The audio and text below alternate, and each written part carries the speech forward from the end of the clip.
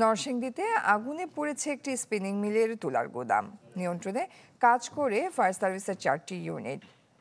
কারখানা কর্তৃপক্ষ জানায় শনিবার রাত 10টায় এনআর স্পিনিং তুলার গুদামে আগুন লাগে। মুহূর্তে তা ছড়িয়ে পড়ে আশপাশের গুদামেও। খবর পেয়ে নরসিংদী, মাধবদী, পলাশ ও নারায়ণগঞ্জ থেকে ফায়ার সার্ভিসের 4টি ইউনিট ঘটনাস্থলে পৌঁছে আগুন নিয়ন্ত্রণের কাজ শুরু করে। কারখানা কর্তৃপক্ষের দাবি, বৈদ্যুতিক শর্ট সার্কিট থেকে আগুনের সূত্রপাত। ঘটনার পরপরই কারখানার শ্রমিকদের নিরাপদে সরিয়ে নেওয়া হয়। এতে কয়েক কোটি টাকার ক্ষতির আশঙ্কা করা হচ্ছে। বিজলি কেবলস এর স্কিন কোটেড ইনসুলেশন আগুন প্রতিরোধী। বিজলি কেবলস, নিরাপদ আজীবন। কারেন্টের ইয়ে থেকে স্পার্কিং হয়েছে, ওই যে ওখান থেকে স্পার্কিং হয়ে তারপরে নামছে।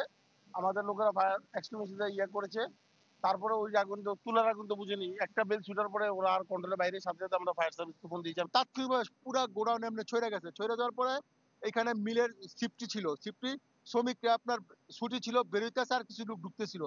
এখন তারপরে পুরো গেট খুলে যাওয়ার পরে পুরো শ্রমিক বেরিয়ে গেছে। ক্ষতির পরিমাণ আসলে এই মুহূর্তে বলা সম্ভব না। ফায়ার সার্ভিস সর্বোচ্চ চেষ্টা করছে আগুন নেভানোর জন্য।